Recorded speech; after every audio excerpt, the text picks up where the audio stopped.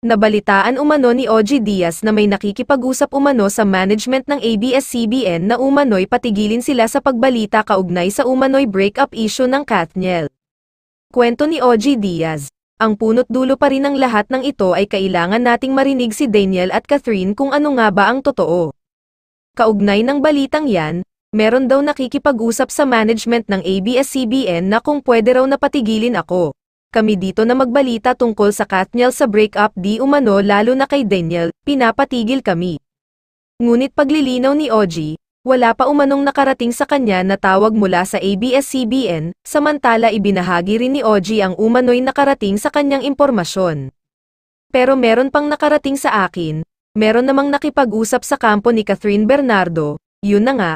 Parang nakarating kay Catherine na merong nakikipag-usap sa management ng ABS-CBN para patigilin ako. Ang sabi ng kampo ni Catherine, nakarating lang naman sa akin ito, let them be. Ibig sabihin hayaan nyo na sina OG na gawin ang trabaho nila, parang ganon yung let them be, sabi ni OG. Kaya paliwanag ni OG, una sa lahat, wala po kaming ibinabalita rito na nakakasirang puri, kay Catherine, kay Daniel, o sa relasyon. Ang lagi rin naming sinasabi rito, yun lang pong nababalitaan namin pero, hindi pa confirmed, kaya yung iba, inuutusan tayo na i-verify muna, kaya nga sinasabi namin, hindi pa confirmed.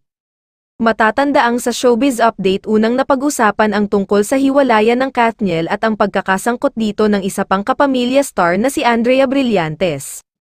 Dahil dito, nagalit ang fans ng mga artistang sangkot at tinawag na fake news peddler si OG. Nanindigan naman si OG na ang ibinalita niya ay chika o sit-sit lamang sa kanya, at wala pang kumpirmasyon mula sa Katniel o kahit na sino man sa kanila. Habang isinusulat ang balitang ito ay wala pang kibo o pahayag ang Katniel o maging si Andrea tungkol sa issue.